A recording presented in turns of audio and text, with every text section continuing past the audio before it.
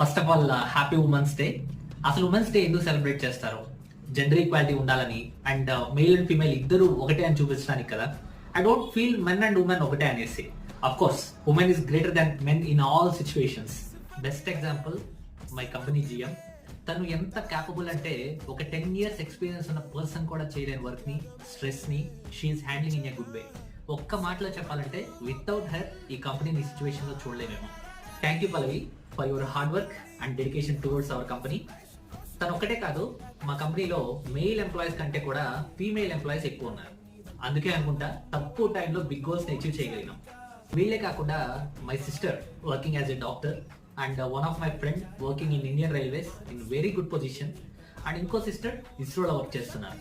There contribution లేకుండా India developed country అవ్వదేమో అనిపిస్తుంది. Thank you so much for your dedication towards our country. Once again happy women's day.